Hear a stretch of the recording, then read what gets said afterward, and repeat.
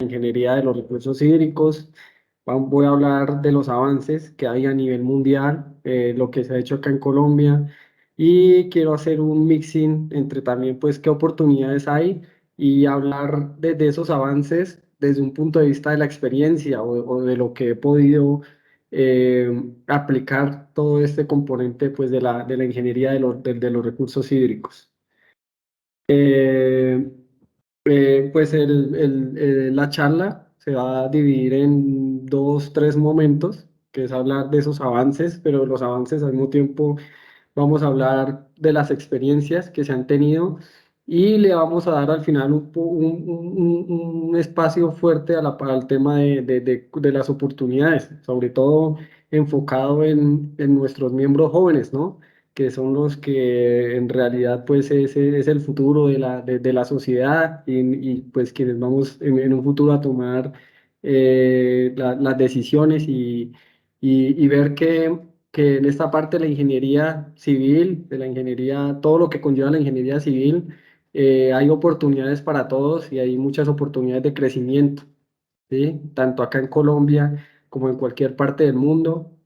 Decirles que ir a las mejores universidades del mundo no es de otro planeta, sino todo lo podemos hacer y que las oportunidades están para todos. Todo es cuestión de esfuerzo y dedicación, ¿sí? Entonces les voy a dar como, en ese punto vamos a dar como una especie de tips o de cómo es buscar esas oportunidades, cómo es que se puede aplicar ese tipo de oportunidades, ¿vale? Entonces los avances en la ingeniería de los recursos hídricos van muy enfocados a todo lo que es el desarrollo computacional en estos momentos, ¿verdad? Todo lo que es los datos, la obtención de la información de esos datos, cómo aplicar esos datos, y quiero darle un fuerte enfoque a todo lo que es la modelación numérica de los recursos hídricos. Estos avances que hay actualmente van de la mano con la solución o como cómo se le da esa solución a esa física que nosotros conocemos del movimiento de los fluidos, las leyes de conservación de la masa, leyes de conservación del movimiento, las famosísimas y llevadas ecuaciones de Navier-Stokes, toda su descomposición y cómo los modelos y cómo a partir de ese desarrollo computacional se han podido atacar problemas que de los recursos hídricos no se atacaban, digamos, en los años 90, en los años 2000, sino más o menos del 2010 hacia acá, en los recursos hídricos han tocado otras áreas de la ciencia y han podido hacerse esos desarrollos inter y multidisciplinarios para solucionar problemáticas de la vida real, problemáticas que más adelante veremos en cada uno de esos de los trabajos que vamos a mostrar. La obtención de los datos, pues a través de esos proyectos en los que se tienen esa información satelital, en la cual se pueden obtener datos tanto climatológicos como datos hidrológicos, en grillas, en cuadrículas, en las que podemos obtener diferentes tipos de variables a diferentes escalas temporales, han sido de gran ayuda para el desarrollo y para la construcción de múltiples proyectos de ingeniería debido a que, pues cuando no se contaba con este tipo de información, las aproximaciones que hacían, pues tenían una respuesta no tan buena. Entonces se han ido enviando diferentes tipos de satélites, hay unos que son satélites en conjunto entre la NASA, entre la parte espacial de Europa. Cada día se mejora sobre todo la problemática que va de la mano con este tipo de información satelital es la resolución de los datos, ¿verdad? O sea, el tamaño de la cuadrícula en la que se obtiene información.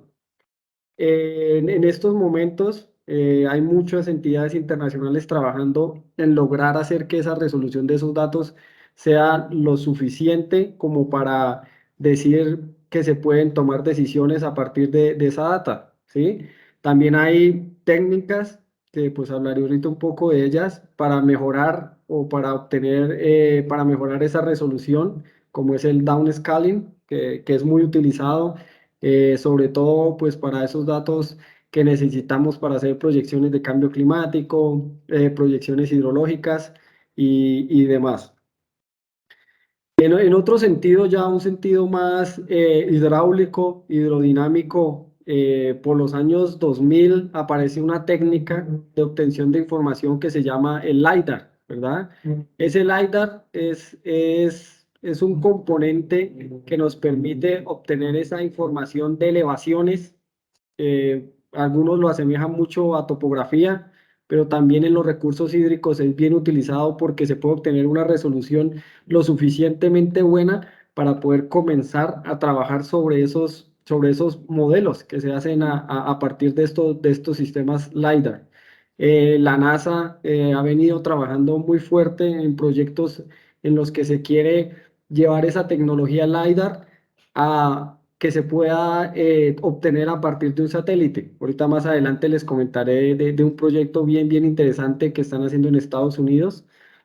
La NOAA también pues tiene sus resoluciones. Actualmente en Estados Unidos existe un mapa que tiene todo el país en LiDAR. Tienen todo el país en LiDAR y es una cosa impresionante pues porque tenemos resoluciones de menos de 1 metro y con esas resoluciones pues mejora la información, ¿verdad? Y si mejora la información pues van a mejorar los sistemas de modelado, van a mejorar los modelos y si mejoran los modelos al mismo tiempo, pues va a mejorar todo lo que es la toma de decisiones a partir de esos sistemas de modelado o esos resultados que adquirimos a partir de esos modelos. Entonces, esto es una tecnología bien interesante que es importante para la aplicación en los recursos hídricos, pero al mismo tiempo hay algo pues que cuando nosotros tratamos de implementarla se vuelve un problema y es que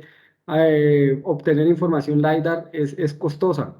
Entonces, a veces ese costo-beneficio no es lo suficiente para diferentes tipos de proyectos, por ejemplo, en consultoría. Es muy difícil en consultoría uno encontrar que le pasen una topografía en LiDAR y pues unas batimetrías en ecosonda multi-haz, que eso sería lo más adecuado y con lo cual pues se podría hacer la mejor construcción de los modelos. Pero entonces sale más costoso el LiDAR que el proyecto que se va a implementar. Entonces, se espera, se tienen datos que a futuro esos costos del LiDAR se pueden llevar, pueden ser menores que lo que son actualmente. A partir de esta información del LiDAR y de estos problemas relacionados con costos y demás, existe actualmente un proyecto en los Estados Unidos que se llama DeltaX de la NASA. En este proyecto está Caltech, está Boston University, está University of Texas at Austin y también está el MIT. Hay varias instituciones alrededor de este proyecto. ¿Qué están haciendo ellos? Ellos quieren crear o generar un satélite el cual pueda obtener una información de elevación lo suficientemente buena como para tomar decisiones a partir de esta información. Entonces ellos actualmente están utilizando pues estos tipos de aviones, ¿sí? En los cuales pues están capturando diferente tipo de información, información de vegetación, información de topografía, como ya lo mencionamos anteriormente, también están implementando unos sensores para medir procesos de erosión y de socavación. Y posteriormente lo que están haciendo es validándolo con modelos hidrodinámicos, principalmente utilizando el software del 3D. Pues este es un proyecto bien interesante, pues el founding es de la NASA. Yo me estoy postulando para ser parte de este proyecto y pues estoy a la espera de la respuesta. El líder del proyecto es el doctor Sergio Fagazzani y él es de Boston University. Él considera que en el futuro no muy lejano, la idea de ellos es que la vegetación es diferente en esas costas de los Estados Unidos, sobre todo en todo lo que es Massachusetts, a lo que se podría presentar en las costas acá sobre el Ecuador. Y él estaba planteando o África o Asia o en Colombia, puntualmente, poder probar la tecnología. Entonces, el proceso que sigue para ellos es probar esa tecnología sobre el Ecuador, pues porque con las condiciones, sobre todo de vegetación, son muy diferentes y poder en un futuro no muy lejano generar ese lanzamiento del satélite, pues para poder obtener esa información. O sea, ¿cuál es uno de los problemas de eso? Que pues yo estuve hablando con él, es que la data va a ser muy pesada, van a ser datos de teras y teras. Están tratando de solucionar esa problemática. Al mismo tiempo, ¿cómo ese satélite puede obtener esa cuadrícula tan pequeña? Es otro problema en el que están trabajando y haciendo todo pues ese procesamiento de sensores remotos y demás, pero siempre va a ir validando con modelación hidrodinámica, en este caso con el del 3D. Otra aplicación, otros avances fuertes que se han visto pues en la ingeniería de los recursos hídricos y todo lo relacionado a la inteligencia artificial, pues del machine learning, ¿no? Perdón, de las redes neuronales y demás. Aquí traje pues tres ejemplos, este no es mi fuerte, pero son tres ejemplos bien puntuales. En el primero, que es liderado por el doctor Gerald Corso de Aichi Dolph, él trabaja en lo que es predicciones de descargas o predicciones de caudales utilizando esas redes neuronales. Esto es en una cuenca en Irán, y también lo hicieron, actualmente lo están haciendo en Estados Unidos y también en la India, sobre cómo pueden hacer esas predicciones de caudales utilizando pues información satelital y aplicando todo lo que es redes neuronales. En el medio es una técnica que se hace para mejorar esta resolución de la data de los satélites, y eso es lo que nosotros, lo que se llama el downscaling. Entonces, si la grilla es de 25 por 25, pues ¿cómo puedo esa grilla mejorarla para que tenga una resolución lo suficiente que pueda tener información de 1 metro por 1 metro, de 10 metros por 10 metros?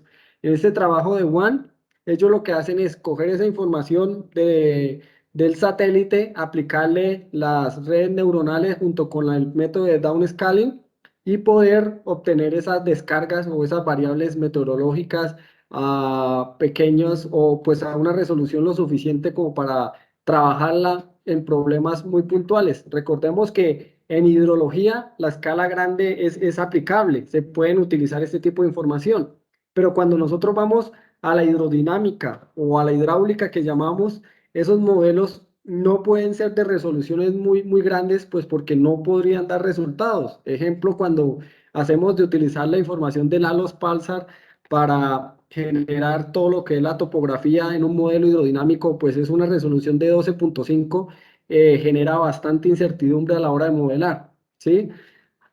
Y en la última imagen, que es de Kiev, ellos utilizaron un software muy conocido en la modelación hidráulica o hidrodinámica que se llama el OpenTeleMac. Para mí es el mejor software porque utiliza métodos de elementos finitos, también se pueden hacer volúmenes finitos y tiene hasta diferencias finitas. Lo que ocurre es que este software no tiene interfaz gráfica, entonces toca irse al Linux y hacer sus codificaciones y comprender muy bien, o bueno, tener un conocimiento aproximado de la física que está detrás de los software. Con muchos colegas, por ejemplo, un colega que está en Estados Unidos, Jorge, que él es muy a la física, él siempre dice que eso es lo principal. Si usted comprende la física o tiene algún conocimiento aproximado de todo lo que está detrás de los sistemas de modelado, pues usted va a ser capaz de agarrar cualquier software y darle solución a lo que se tenga. También uno de los directores de mi tesis de maestría decía eso, entonces cuando uno va a trabajar con él, Jorge Escobar, siempre lo colocaba uno a estudiar muchísimo todo lo que son hacer códigos de ecuaciones, de ecuaciones de fluidos y hacer algo de CFD, pues antes de entrar a hacer los modelos. Entonces en este modelo es un modelo de Telemac en el que ellos tienen un modelo tridimensional, o sea, un Full Navier-Stokes.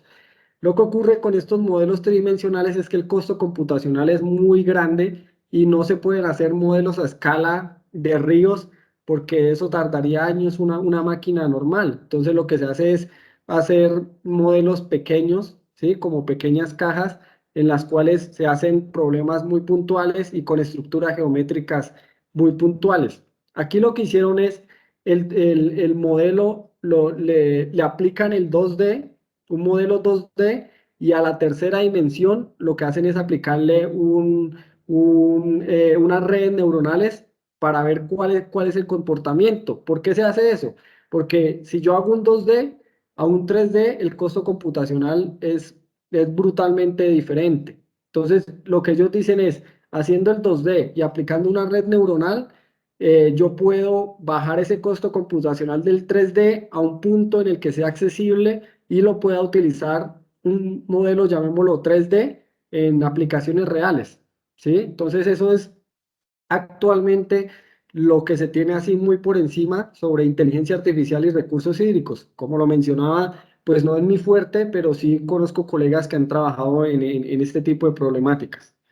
Ahora, en cuanto a los modelos como tal, modelos aplicados a los recursos hídricos, pues hay modelos para hacer hidrología, hay modelos para hacer hidrogeología, hay modelos para hacer calidad de agua, hay modelos para hacer transporte de sedimento, hay modelos para hacer todo lo que es la gestión integral de los recursos hídricos y están los modelos hidrodinámicos o pues yo llamé hidrodinámica, pero más enfocado a 1D y 2D que ese sí es mi campo de acción, pues junto con con la hidrología. Este es un ejemplo de pequeños de modelos hidrológicos, pues en el lado derecho tenemos el más famoso y el más común, que es el GEC HMS, que es el modelo que utilizamos para hacer consultoría, para estimar esos caudales con esos periodos de retorno en diferentes tipos de proyectos. Y en el lado izquierdo tenemos un modelo que es actualmente el más potente, se considera el más potente a nivel mundial para todo lo que es estudios relacionados con la hidrología y es el World Hydro. Ahorita, cuando estuve en University of Delaware, estuve trabajando en esto, en un modelo de World Hydro aplicado a todo lo que es esta parte de la costa de Delaware y cómo podría implementarse en un concepto que voy a mencionar más adelante, que es tratar de, con modelación, obtener todo lo que es relacionado con el ciclo hidrológico. Este modelo World Hydro en los Estados Unidos generan cada 4 años algo que se llama el modelo nacional, que es en el que se modelan todos los ríos principales y hasta los pequeños de los Estados Unidos y en los cuales se obtienen esos valores de descargas. Esto se utiliza pues con información de alta resolución, el DEM que utilizan es de 1 metro por 1 metro y pues utilizan supercomputadoras para generar este tipo de resultados. ¿Sí? Acá en Colombia, o proyectos relacionados con el World Hydro, hay muy pocos, creo, pero es como el modelo a utilizar por así llamarlo, el boom en estos momentos a nivel internacional, sobre todo porque su capacidad de poder relacionar todo lo que es el balance hídrico, su capacidad de tener diferentes tipos de solucionadores numéricos para esa ecuación de balance de masa. El problema, como lo mencionábamos anteriormente, bueno, no el problema, sino el plus es que también es codificado toca utilizar Linux y toca pues todo uno configurar el modelo completamente. Ahora, en hidrogeología, pues el más famoso es el ModFlow, ¿verdad? Que es ese modelo en el cual pues podemos hacer los modelos hidrogeológicos y conocer cómo es ese transporte o esa dinámica del agua en las diferentes escalas del subsuelo. También está el Hydrus 1D, que es un software con el cual se puede hacer pues esa modelación de la parte química en una componente vertical utilizando elementos finitos y las resoluciones, los resultados en estos tipos de modelación son bastante buenas y tienen muy buenas aproximaciones de la física. En cuanto a calidad del agua, pues el clásico modelo de calidad de agua es el Qual 2K, ¿verdad? Que es el que le damos, como decimos, le damos muy duro en todo lo que es esos consultorías que se hacen en calidad del agua. Actualmente yo también tengo varias consultorías en calidad del agua y pues el software a manejar es el Qual 2K. El Qual 2K es un modelo cero unidimensional. La hidrodinámica hace algo sencillo, resuelve Manning, utiliza geometrías no complejas, entonces transforma todos esos componentes del cauce en canales trapezoidales Y a partir de eso, pues utiliza las ecuaciones de calidad de agua y las resuelve por el método de Newton-Raphson, un método lineal, para obtener cómo es ese transporte de cada uno de esos componentes de calidad. O sea, el DBO, la DQO, sulfatos, fosfatos, sólidos suspendidos, etcétera. Y pues lo que hay que tener para manejarlo, pues es un muy buen modelo conceptual y así configurar su modelación. De otro lado está el Delft 3D, que para mí es en calidad del agua es el más potente de todos, porque aquí sí se puede conocer y comprender cuál es ese transporte, cómo es el transporte del contaminante a través de una malla computacional. Entonces el Delft 3D lo que hace es primero resuelve la hidrodinámica, con esos valores de la hidrodinámica resuelve la calidad de agua o bueno, los componentes físico-químicos y ahí él define cómo es ese desplazamiento tanto en X como en Y y cómo es el comportamiento de cada uno de esos componentes físico-químicos. En cuanto al transporte de sedimentos, pues están los más fuertes, que para mí es el DEP3D y el OpenTeleMac. Como mencionaba anteriormente, pues el OpenTeleMac es un poco más complejo de utilizar. Y está el software, pues que todos los hidráulicos y hidrodinámicos le damos mucho palo, que es el HECRAS. Muchos, al GECRAS se le critica bastante su solucionador numérico, sobre todo porque utiliza un proceso de que obliga a que converja la solución numérica, lo cual no hace un software como el 3D y OpenTelemann. Pero el GECRAS es ese software que nos permite a nosotros ir a la batalla, como decimos, ¿sí? En consultoría uno le da mucho palo al GECRAS, o sea, todo lo hacen GECRAS. ¿Por qué? Primero, por cuestión de tiempo, porque como sabemos acá en Colombia es de ya para allá, ¿no? Y segundo, por información, por la calidad de información. Uno en GECRAS puede fácilmente montar un modelo en una semana y el mismo modelo, si usted lo intenta montar en Delphi o en Telemac, usted puede tardar un mes. Y eso comprendiendo bien cómo funcionan los software. Pero ya cuando usted quiere obtener procesos de investigación o hacer una consultoría, pues en la que haya el suficiente tiempo y dinero para hacer las cosas muy bien, pues el recomendado sería en lugares en los que la malla sea compleja, como esta que está acá en el Telemac, es preferible usar Telemac. En lugares en los que la malla no sea tan compleja, es preferiblemente utilizar el del 3D. ¿Qué significa? Pues que el del 3D, el solucionador numérico que tiene por base el del 3D son las diferencias finitas. Entonces son cuadrículas que uno le va dando en dos dimensiones a ese dominio computacional. Cuando uno tiene curvas, el de 3D tiene una opción que se llama mallas curvilíneas. Lo que ocurre con esas mallas curvilíneas es que cuando X es mucho más grande que Y, empieza a tener problemas de solución numérica. En cambio, pues Telemac por base tiene lo que son los elementos finitos y estos tienen un comportamiento muy bueno en cualquier tipo de malla. Lo que ocurre es que el costo computacional de un OpenTeleMac es 10 o 20 veces mayor que el del 3D. Entonces, como lo mencionaba, lo repito, el profe Jorge Escobar, cuando yo estaba trabajando con él, siempre el modelador antes de elegir cuál software va a utilizar para solucionar una problemática relacionada con hidrodinámica, transporte de sedimentos, es importante que él sepa que no va a decir, no, es que yo voy a utilizar este, porque sí, usted tiene que decir por qué. No, por costo computacional, por información, porque la malla la puedo construir de una mejor manera, me permite construir esta malla, permite obtener un cierto tipo de información que en el otro no puedo obtener y eso lo podemos descubrir a través de un proceso de investigación en el cual demoramos más de 3 años y pudimos comparar una solución en Delft 3D con una solución en OpenTeleMac y obtuvimos unos resultados bastante interesantes.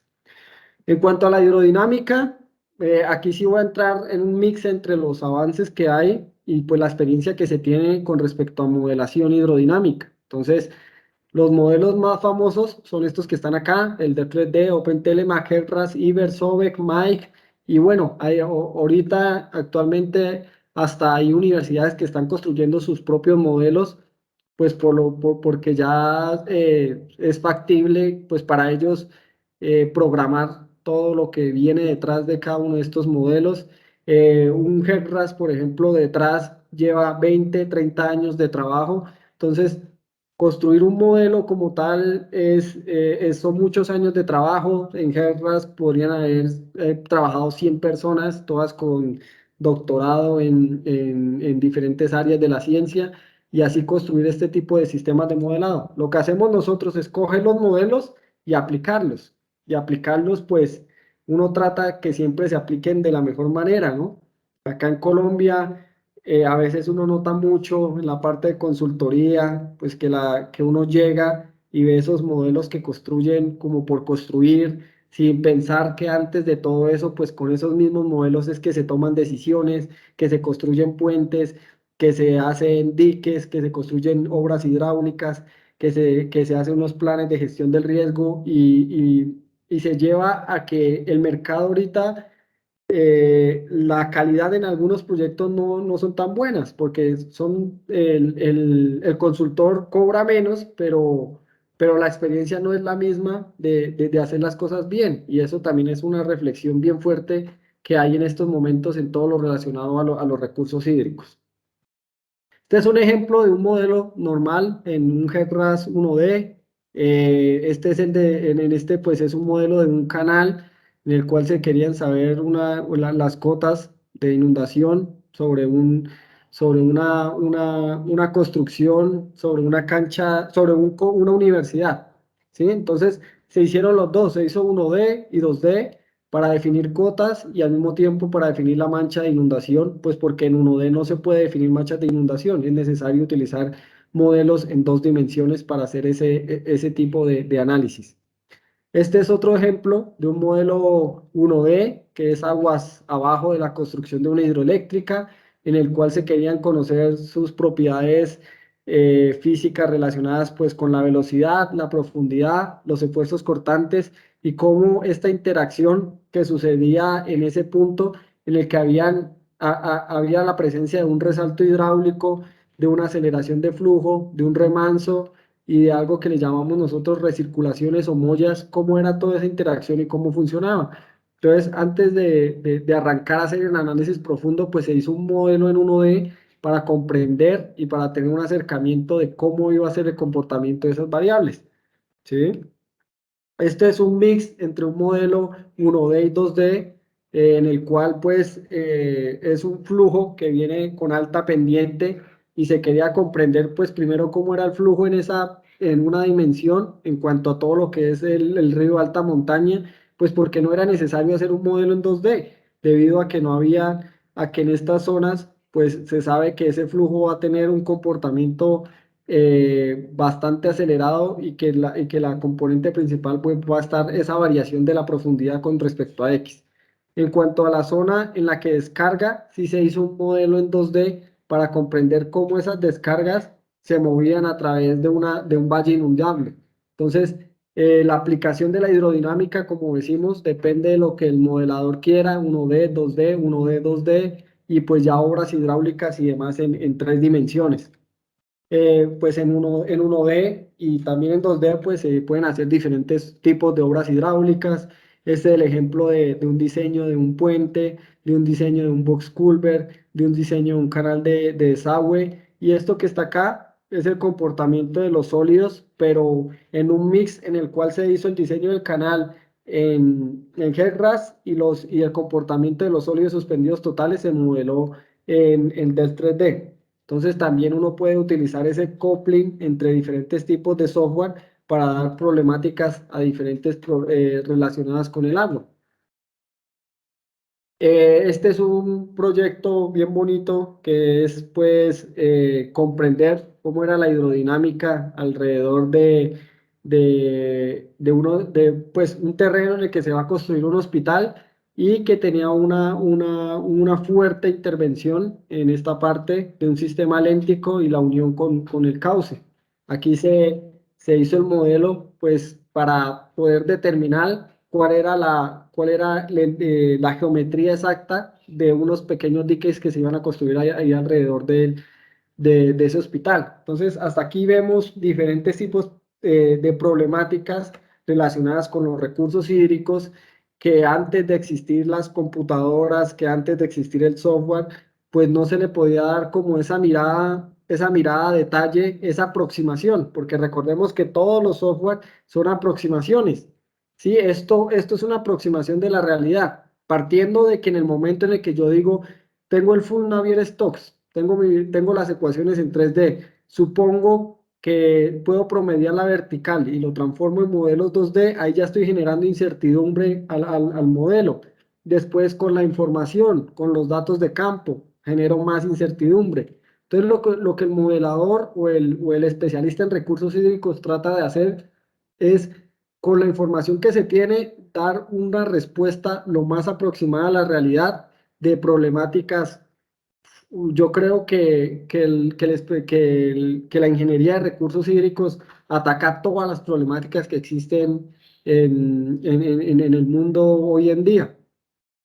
¿Sí? Este es otro ejemplo, pues, de un proyecto en el cual, pues, ahí lo que se hace es realinear un cauce y también, pues, colocar diques a diferentes tiempos para ver cómo es el comportamiento del flujo y cómo se pueden hacer unas construcciones alrededor de cada uno de esos diques. Entonces, el dique se iba moviendo en el tiempo y en el espacio. Empezaba aquí, después acá, y ver cómo ese realineado tenía esa intervención y cómo esto es una zona completamente inundable, cómo se podía, pues, proteger esa parte en la que se quería trabajar.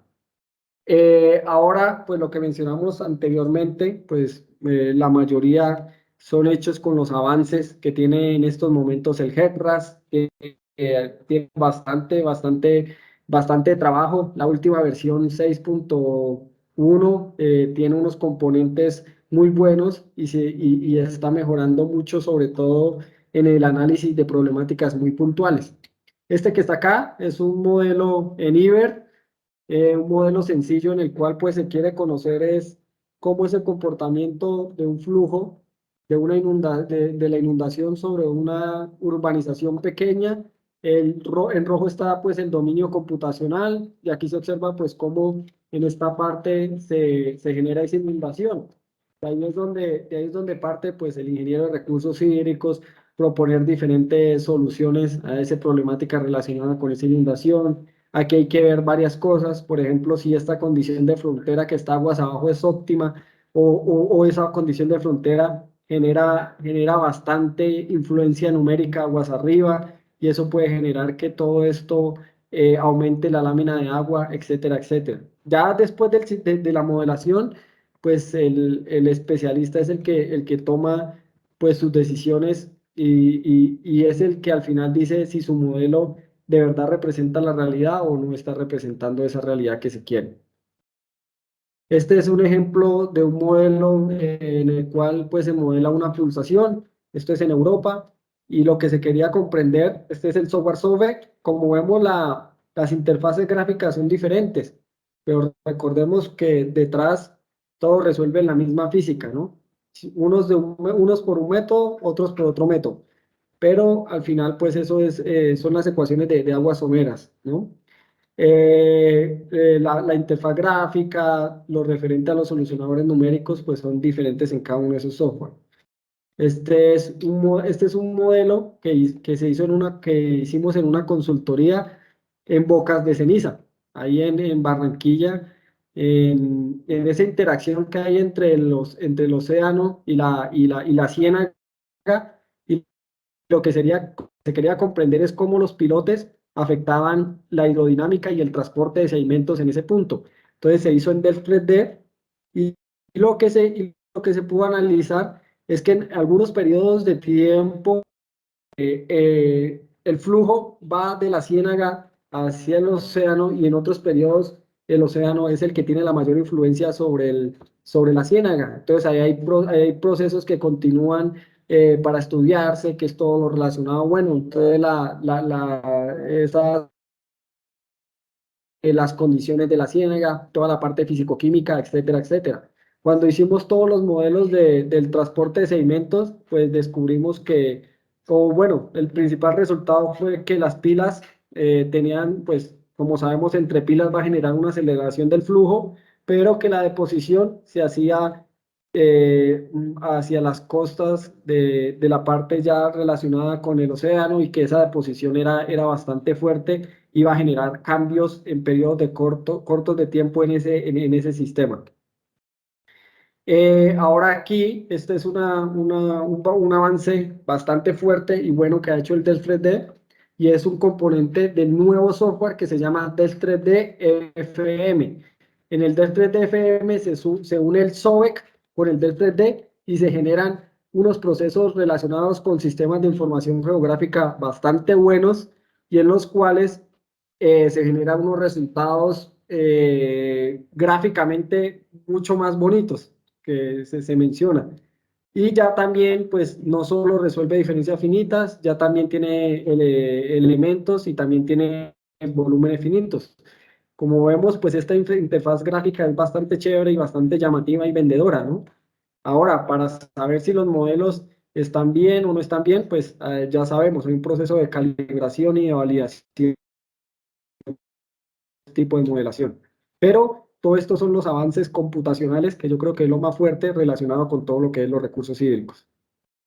Esto pues ya son modelos tridimensionales, esto es del trabajo de un colega, José Oliveros, en el cual pues él está trabajando en esa bifurcación del canal del dique y él quiere comprender cómo son esos componentes verticales de velocidades y el proceso de sedimentación.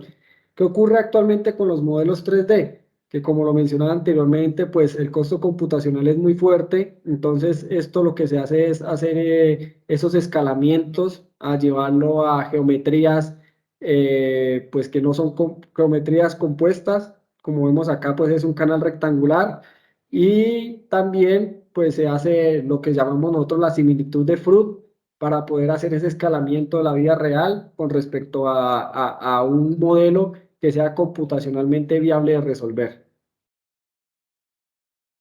Hay nuevas técnicas aplicadas a los recursos hídricos, sobre todo para los procesos relacionados con el movimiento del flujo. Una de ellas es una técnica con la que hemos trabajado y pues creo que somos los primeros que trabajamos acá en Colombia, que es el Large Scale Particle Imaging Velocimetry o velocimetría de imágenes de partícula de largo alcance, que es una técnica en la cual a partir de videos o imágenes tomadas con dron se calcula la velocidad superficial.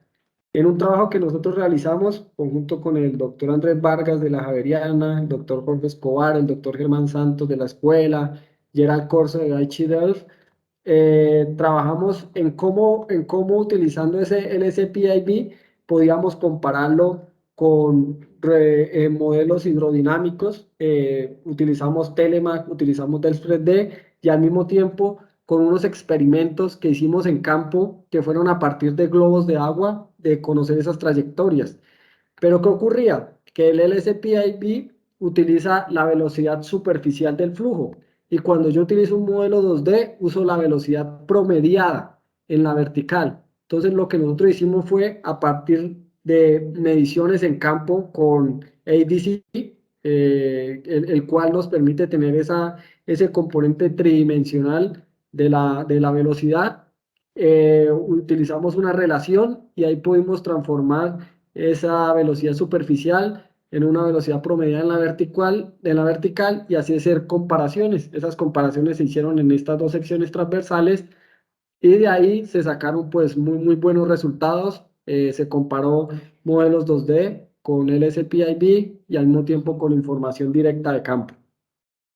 Entonces, en la obtención de información, también como vemos hay bastantes avances, estos avances, este LSPIB, nosotros lo vimos como un foco a la validación de los modelos, o sea, un punto de comparación en sistemas en los que usted no puede hacer mediciones, por ejemplo, lanza usted un dron y con ese dron captura un dominio lagrangiano, del cual saca 30 segundos de modelación de video y después lo procesa utilizando software o códigos en Python para hacer esta técnica. Este es un avance bien fuerte. Actualmente hay un proyecto que estamos pensando desarrollar con un doctor de la Universidad de Glasgow, en el Reino Unido para ver cómo podemos mejorar esas comparaciones y llevarlos a otro tipo de escenarios. Y en cuanto a la modelación completa, actualmente hay un nuevo término que se está usando principalmente en los Estados Unidos, que es el Community Surface Dynamic Modeling System, el cual lo que hace es coger todo el sistema. ¿Qué significa todo el sistema? Entonces, modelos hidrológicos, modelos hidrodinámicos, modelos costeros, modelos pues, relacionados con las costas. Ahí hay un software muy fuerte que se utiliza mucho, que es el XFish, y también de Groundwater, ¿no? Utilizar todo el sistema y poder al final, utilizando algo que se llama relación humanos-agua, dar soluciones a problemáticas relacionadas principalmente con esas inundaciones costeras, problemas relacionados con parte físico-química del agua, el tratamiento de agua, etcétera. Pero entonces dar una solución completa a todo el sistema. ¿Qué ocurre con este tipo de técnicas? Pues hasta ahora están desarrollando pues cómo se puede hacer ese coupling y al mismo tiempo pues la pregunta es que la inversión para esto es una inversión bien fuerte, ¿no? ¿Por qué? Porque vamos pensando, pues hay que hacer hidrología, entonces esa hidrología, los resultados, por ejemplo, si se hacen escenarios futuros con esa hidrología, pues esos escenarios van a entrar en la hidrodinámica, entonces van a necesitar topografía, van a necesitar batimetría, van a necesitar el modelador hidrodinámico, después si le va a meter calidad de agua, pues todo lo que él rodea la calidad de agua, que son pues todos esos análisis físico-químicos, estudios de transporte de sedimentos y lo relacionado ya pues con costas, que esos son proyectos grandes, macros, que pues en Estados Unidos son bastante viables y ahorita le están haciendo mucho eco, aún, pero acá en Colombia pues es algo que pues lo primero es conseguir ese funding, ¿no? Para poder desarrollarlo que técnicamente e intelectualmente yo creo que nosotros estamos en las capacidades para resolver cualquier tipo de proyecto, pero pues como todo se necesita ese financiamiento. Ahora, después de todo lo que hemos venido hablando, viene un tema bien fuerte, ¿no? Que es esas soluciones basadas en la naturaleza, que ahorita acá en Colombia, en el mundo, es el boom, ¿no? Es el auge, es lo que todo el mundo está comentando, lo que todo el mundo está haciendo, y es aplicando, pues, lo que nosotros tenemos alrededor de la naturaleza, cómo podemos darle solución a algún tipo de problema. Con una de mis estudiantes de maestría, cual aprecio mucho, la ingeniera Belkis de la Escuela Colombiana de Ingenieros, nosotros trabajamos, porque ya prácticamente está hecho lo que hicimos, en analizar en una situación real, que es un pueblo en Arauca que se llama Pueblo Nuevo. Ocurre que hay inundaciones constantes en el pueblo. Entonces lo que nosotros decidimos en su trabajo de maestría fue, vamos a probar soluciones grises. O sea, vamos a probar diques, vamos a probar Natural Base Solution y vamos a ver al final un comportamiento, un mixing entre las dos y ver cómo son esos resultados con respecto a la inundación. Este es el pueblo que se inunda y este fue nuestro mejor resultado, el cual fue un mix entre los dos, entre soluciones basadas en la naturaleza y diques. ¿A qué conclusión llegó Belkis? Bien fuerte, que me dejó muy pensativo, y es que en un punto esas soluciones basadas en la naturaleza se pueden convertir en más costosas que las soluciones grises. Entonces ahí es una incógnita bien fuerte que se puede atacar y es que lo primero que uno piensa al momento de decidirse por una solución basada en la naturaleza es que los costos van a ser mucho menores. Pero cuando son áreas muy grandes, puede llegar el punto en el que esas soluciones basadas en la naturaleza son más costosas que las soluciones grises. Entonces, ¿cómo es esa construcción viable o cómo es viable esas soluciones basadas en la naturaleza? ¿Qué se puede hacer y demás? Es una pregunta que vamos a dejar en su trabajo y que va a estar muy bien relacionada con lo que es la ingeniería no tan científica, pero una ingeniería de consultoría o sea, una ingeniería de consultoría porque hay una idea y es llegar a cuantificar eso, ¿sí? Entonces, cuantificar exactamente cuántos millones de pesos valdría las soluciones grises, cuántos millones valdría la Natural Base Solution y cuántos millones valdría el mix de los dos. Este es un proyecto bien, bien bonito, se le hemos dedicado muchos años y pues la idea es que esté terminado a más tardar en enero. Este es otro proyecto bastante bonito, que el cual tuve la oportunidad de conocer de primera mano, y es lo que están haciendo en el MIT, la doctora Heidi Neff, en el laboratorio Neff. Hizo una visita en el solar por 3 días allí, y ella actualmente está trabajando en las marismas costeras. ¿Por qué? Porque la costa de Boston tiene un problema fuerte con el nivel del mar y se prevé que en los próximos años ese nivel del mar va a aumentar lo suficiente que va a generar problemáticas directas.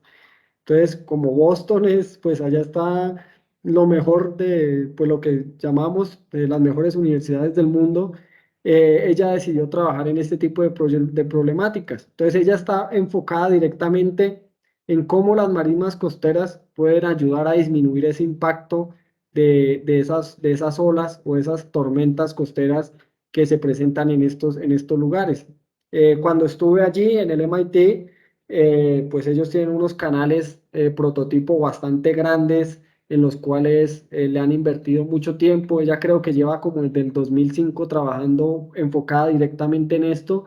Y lo último que conversamos es que ella está a punto de recibir financiamiento pues para llevar esto a una escala real y ver pues si ese funcionamiento real de todo esto que llamamos nosotros soluciones basadas en la naturaleza. Por otro lado, en Texas, la doctora Pasalocua está trabajando actualmente, pues es un proyecto en los que ella está trabajando, en los cuales está utilizando todos esos avances tecnológicos y haciendo que esos modelos hidrodinámicos que conocemos en 2D se puedan generar en tiempo real, con datos reales, de caudales reales, esos modelos hidrodinámicos pues tienen unas supercomputadoras con las cuales pueden ir resolviendo en tiempo real o dejar una malla predeterminada, pues con una buena topobatimetría, como sabemos es el insumo principal, y poder generar esos mapas instantáneos de cuál es el nivel del agua en estos puntos, ¿sí? Yo creo que es un componente bastante interesante, aunque hay como que el principal interrogante es cómo puede a través del tiempo ser sostenible este tipo de proyectos, ¿cierto? Porque siempre se necesita el especialista en el tema, se necesita pues unas computadoras bastante fuertes y la toma de decisiones de este tipo de proyectos también es bastante, bastante importante. Ahora, este es un proyecto que yo quería traer, que es de nosotros. Hace 2 meses publicamos el artículo en el Journal of Foreign Science, en el cual utilizamos modelación hidrodinámica 2D, utilizamos una técnica de acoplamiento euleriano-lagrangiano, en el cual hicimos particle tracking, y al mismo tiempo utilizamos lo que hablamos anteriormente del LSPIB para determinar cómo es el transporte o cómo es el movimiento de fragmentos de pedazos de cuerpo de personas desaparecidas en ríos y cuáles serían los posibles lugares de búsqueda. Fue un proyecto bien interesante en el cual pues se puede notar directamente acá en Colombia cómo los avances desde la ingeniería de los recursos hídricos ahora no son solo para hablar no, hay que hacer el modelo de calidad de agua para que me den el permiso, no, hay que hacer el modelo de inundaciones para determinar la mancha, no, hay que hacer el modelo del comportamiento del dique, de la obra hidráulica, sino también cómo desde la ingeniería de recursos hídricos podemos ayudar y aportar a otras ramas de la ciencia, a otras ramas de la problemática real que tenemos acá en Colombia. En este caso, la decisión de nosotros pues, fue atacar el conflicto armado y cómo a partir de esa física de los fluidos y esas interacciones podemos determinar dónde se podría buscar un fragmento o una persona desaparecida, ¿sí? Este proyecto causó revuelo en varios lugares, es más, salió por la BBC de Londres. El journal en el que publicamos es un journal bien, bien poderoso, bien, bien fuerte y es un trabajo muy, muy, muy, muy bonito. Aquí utilizamos del 3D, utilizamos OpenTeleMag, hicimos unas cosas en GeoRAS, pero las descartamos, utilizamos Particle Tracking, utilizamos LSPIB, utilizamos experimentos de campo, al mismo tiempo nosotros mismos fuimos y sacamos la topografía, la batimetría, todo el proceso se hizo netamente científico, por así decirlo, de la Javeriana, la escuela y Aichidal de los Países Bajos. Y el grupo Equitas, que ellos eran como ese componente que conocían bien del tema, ¿sí? Del tema de las personas y demás, y nosotros éramos los encargados de la técnica del flujo. Entonces, es interesante cómo se pueden alinear diferentes disciplinas y llegar a solucionar este tipo de problemáticas y pues, sobre todo, hacerlo nosotros los colombianos, ¿no? Con nuestro fuerte intelecto que podemos conquistar el mundo si queremos. Ya pasando pues de los avances y las experiencias y de todo lo mencionado anteriormente con los modelos y demás, pues yo quería hacer un punto bien específico en el tema de las oportunidades, ¿verdad? Porque el foco de la conferencia cuando lo pensamos con el ingeniero Andrés, era ese. Era, venga, sí, podemos dar una conferencia de hidráulica, hidrodinámica, no sé qué, sentarnos a hablar de todo lo que se ha hecho, pero nosotros queremos eh, darle o colaborarle a los futuros miembros de la AXE, a los futuros o muy cercanos ingenieros, no solo de recursos hídricos, sino de todas las ramas de la ingeniería civil y ambiental, de cómo se pueden buscar esas oportunidades alrededor del mundo. Y este es un ejemplo bastante, bastante factible que a mí me enseñaron y a mí me gustaría transmitirlo. Por ejemplo, en hidrología, en Google Groups o los grupos de Google, hay un grupo, y esto es lo mismo para geotecnia, para estructuras, para vías, es lo mismo para climatología, cambio climático, etcétera, etcétera. Hay grupos de Google, el grupo de todo lo que es los recursos hídricos se llama About Hydrology.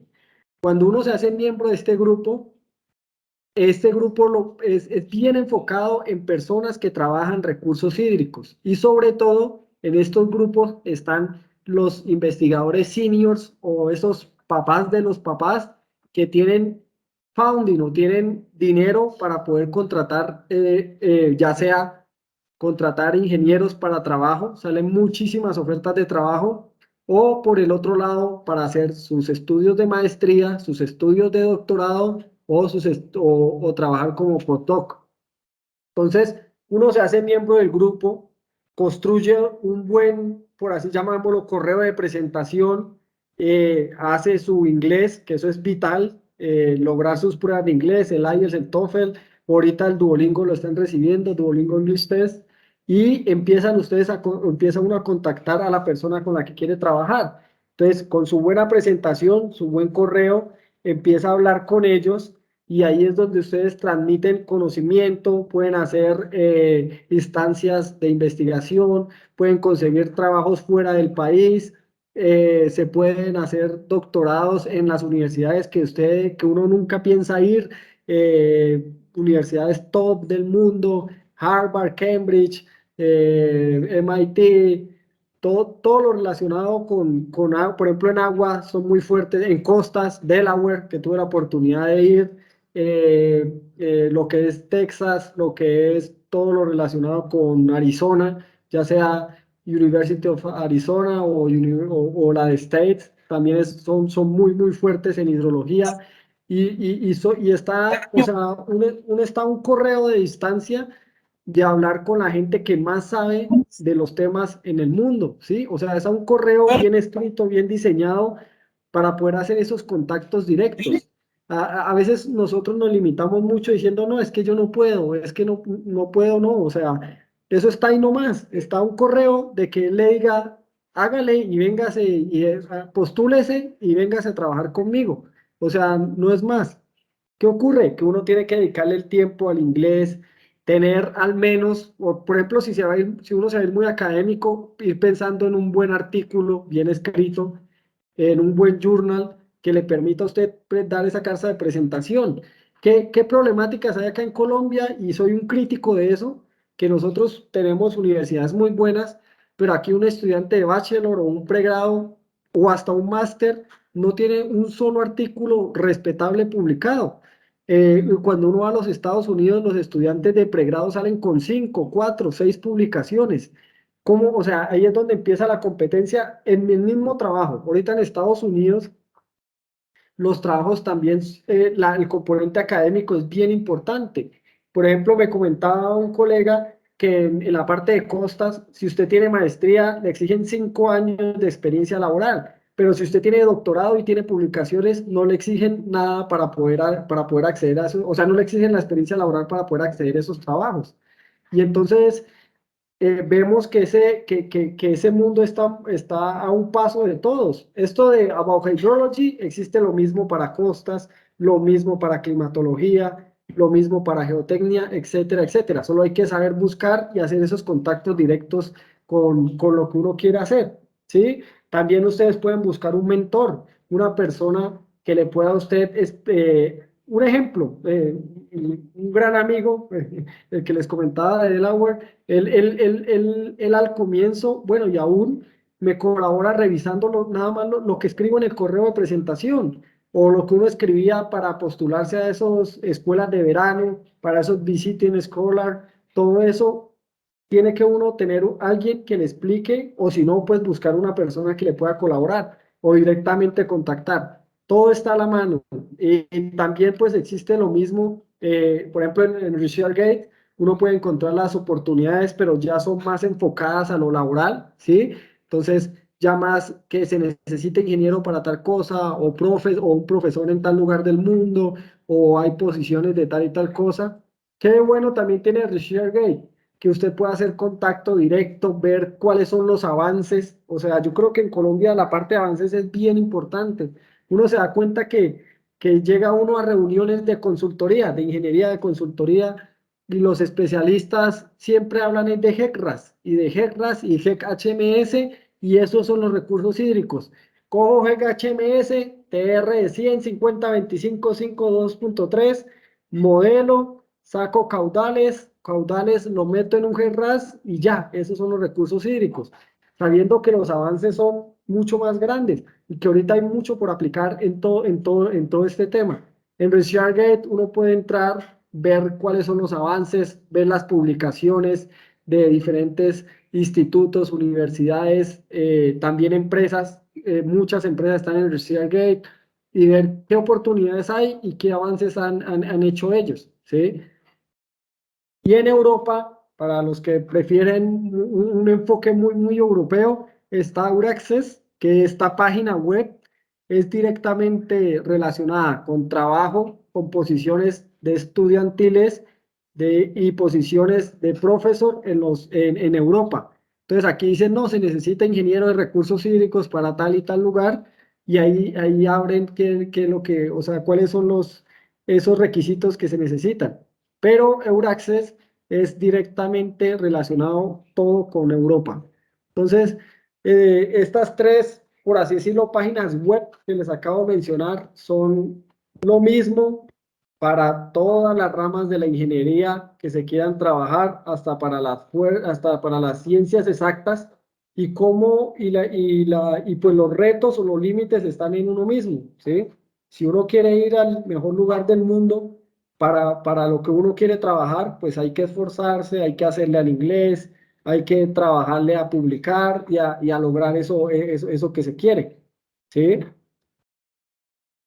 Por último, pues ya para no aburrirlos más, está la bibliografía que utilicé para la presentación. También pues quiero dejarles mi contacto. Este es mi correo, jordipalaciog@gmail.com, mi número de teléfono, mi ResearchGate, mi Google Scholar, donde están mis publicaciones, mis trabajos. Y pues a los que están presentes, que no son miembros de la AXE, los invitamos para ser miembros de este gran grupo de profesionales que queremos pues ver a la ingeniería civil cada día mejor y actualmente tenemos un super presidente que hace de todo, no sé cómo hace, pero hace de todo y hemos ido creciendo y la idea es más adelante hacer nuestro congreso, ayudarnos entre todos y pues ser cada día más grandes. No sé, muchísimas gracias a todos y cualquier duda, pregunta o inquietud, estoy a la orden. Despedir de juego. Ingeniero Jordi, muchísimas gracias. De verdad que fantástico saber todo lo que tú haces también. De verdad que no sabía que tenías toda esa experiencia. Yo creo que a tu edad yo no había hecho tanto. De verdad que fantástico. Yo tengo un par de comentarios, pero me gustaría invitar a nuestra audiencia. Llegamos a tener 22 personas conectadas, pero ahorita tenemos un buen componente de personas. No sé si alguno está interesado por hacer una pregunta a Jordi. Mi pregunta va más enfocada como a tu trayectoria, Jordi. O sea, ¿cómo llegaste tú a aplicar a todas estas convocatorias? De pronto tú contaste un poco sobre dónde están esas oportunidades, pero tu experiencia propia, de pronto encontrar a veces algunas puertas cerradas, cómo volver a intentarlo. Eso Eh, ese es un tema es que no todo el mundo... fundamental, es Sí, fundamental y no, es que eso es algo, ingeniero, yo creo que esa pregunta a uno se le pasa, pero esa yo creo que es la mejor pregunta. O sea, yo les digo, les puedo decir por experiencia propia y por la experiencia de todos los que conozco que han obtenido las oportunidades, es que uno envía 1000 correos y de los 1000 correos le contestan 10 y de los 10, 2 se interesan en su trabajo. Entonces, por eso uno nunca puede, por lo que nosotros llamamos desfallecer, ¿sí? O sea, desfallecer es la decisión que no se puede tomar. Esa decisión no se puede tomar porque así como como el trabajo de uno, puede llegar un profesor que le diga que su trabajo no sirve para nada, o alguien que le puede decir su trabajo no importa, puede llegar alguien que esté al mayor nivel del mundo y le puede decir su trabajo es bien interesante, yo quiero que usted trabaje conmigo, en empresas, en la parte académica, en cualquier lugar, eso es fundamental. O sea, no hay que preocuparse si uno dice, no, es que todas mis notas son de cinco y yo tengo los mayores honores y no sé qué. A todos nos van a decir que no. O sea, siempre nos van a decir que no. Y ahí es que seguir intentándolo hasta que se dé la oportunidad. Otra cosa, es bien importante, es que uno tiene que hacer una buena carta de presentación, ¿sí? ¿Y cómo se hace una buena carta de presentación? Trabajándole muy fuerte a las cosas. Y yo creo que ese es como el principal consejo. Y, no, y créanme, a todos nos van a decir que no. O sea, eso sí es de ahí. el tema de la persistencia, yo creo que eso es muy Sí, importante, la persistencia. Aquí Marianela nos hace una pregunta, bueno, aparte de darte las gracias por la excelente presentación, además también Lady Gallardo te saluda, Germán Portilla, Belkis también te agradece. Me pregunta qué es la SCE. Bueno, la SCE es la American Society of Civil Engineers. Es una institución norteamericana que reúne a muchos ingenieros y que hoy día es a nivel mundial. Nosotros afortunadamente tenemos nuestra seccional desde hace muchísimo tiempo en Colombia y pues ahora estamos tratando de posicionarnos fuertemente porque tenemos mucho que aportar. Miren que aquí está Jordi aumentándonos una cantidad de cosas. Yo soy ingeniero estructural y he tenido que interactuar con colegas de la parte hídrica, hidrológica, y créanme que esos modelos que nos presentó Jordi son fundamentales. Yo trabajo con el tema de protección costera y protección para el tema de pérdida de talud para cauces y demás. Y sin esa información yo no puedo hacer nada. O sea, él hace la modelación.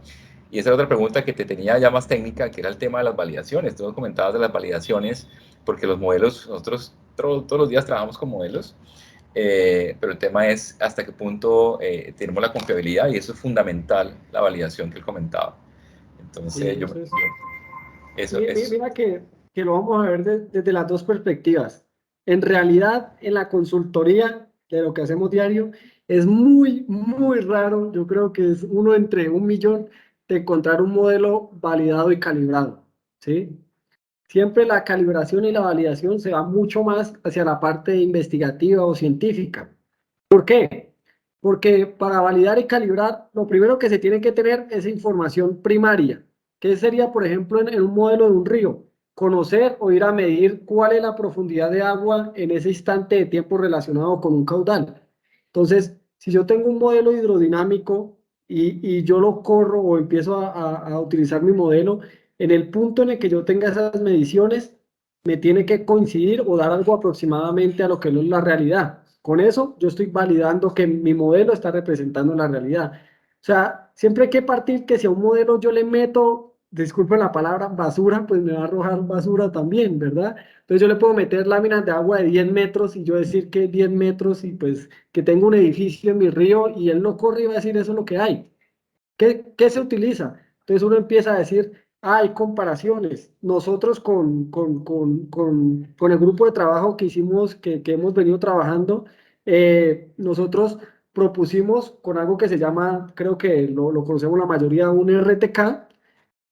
Con él medimos el perfil hidráulico de todo el dominio computacional. Y entonces lo que hicimos fue calibrar o validar el modelo en todos los puntos. Una validación convencional es puntual. Entonces, si yo tengo este río, mido acá, mido acá, mido acá y comparo en los 3 puntos. Lo que tratamos de hacer es comparar en todo el modelo. Entonces, ¿para qué? Para dar una mayor confiabilidad. Calibrar, ¿qué es? Coger un parámetro de la física, en el caso de la hidrodinámica le damos muy duro al Manning y empezar a moverlo para que esa validación coincida con esa lámina de agua que yo medí en la realidad. Esa es la calibración. ¿Qué otro parámetro se puede calibrar en modelos 2D o 1D? Algo que se llama la viscosidad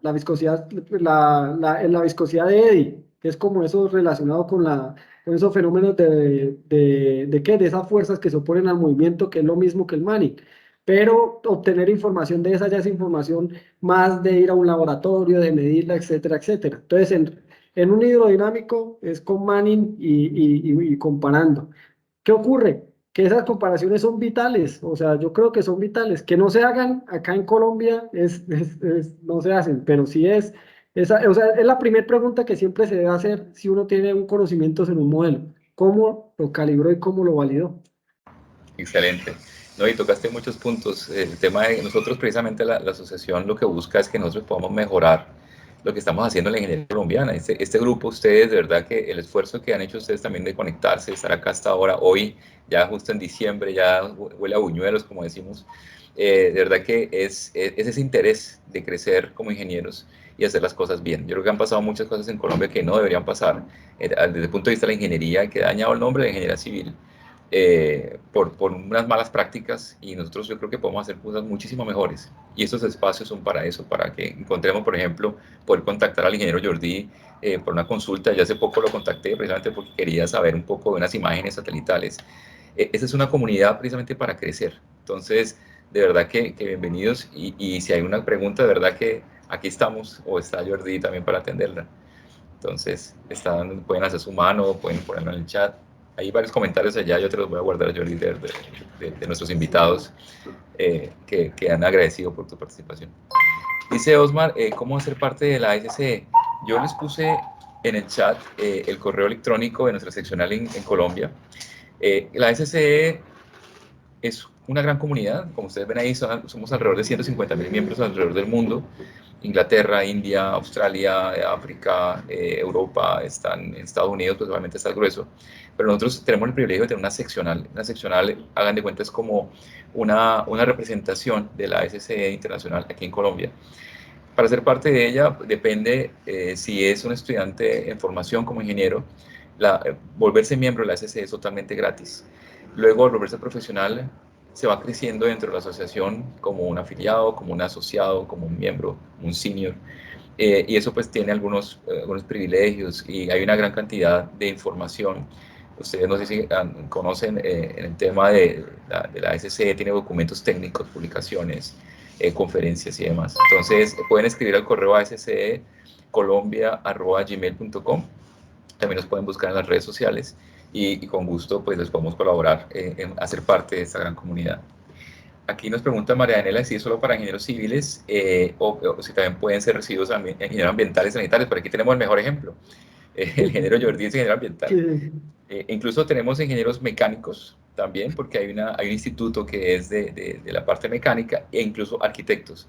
Son todas aquellas profesiones que están vinculadas o que tienen que ver con todas las áreas de acción de la ingeniería civil, y eso comprende la parte ambiental. Yo creo que es fundamental hoy día. Ustedes saben que estamos con todo el tema de la crisis climática.